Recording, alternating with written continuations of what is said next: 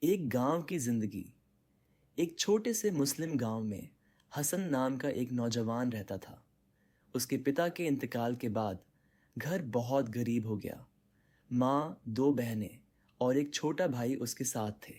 دوسرا امتحان کی شروعات گاؤں میں ایک امیر ساہوکار تھا جو سود، ربا پر پیسہ دیتا تھا۔ اس نے حسن سے کہا، اگر پیسہ چاہیے تو لے لو، لیکن سود دینا ہوگا۔ حسن کا دل تھوڑا ڈگمگایا، لیکن اسے یاد آیا، اللہ نے قرآن میں سود کو حرام کہا ہے، میں حرام کے راستے پر نہیں چلوں گا۔ دودھ کی کمائی۔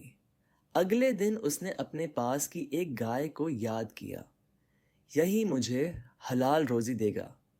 وہ گائے کا دودھ نکال کر گاؤں میں بیچنے لگا۔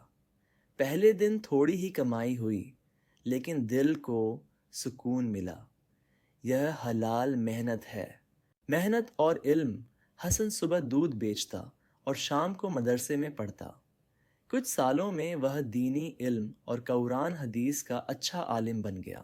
علم کی تلاش۔ ایک دن جمعہ کی نماز کے بعد امام صاحب نے کہا، حلال روزی کمانا ہر مسلمان کا فرض ہے، اور علم، گیان کے بنا زندگی اندھیرے میں ہے۔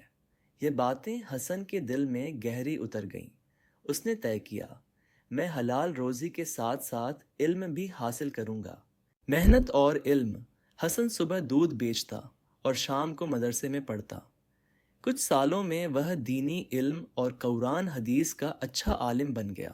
دوبارہ آزمائش۔ وہی ساہوکار پھر آیا اور بولا، حسن، تو اب بھی غریب ہے، میرا راستہ آسان ہے، سود لے، امیر بن جا۔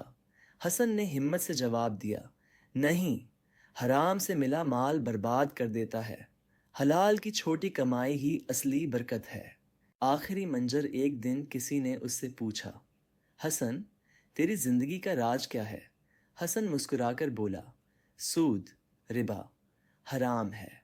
دودھ جیسی حلال محنت برکت ہے، اور علم، گیان، روشنی ہے۔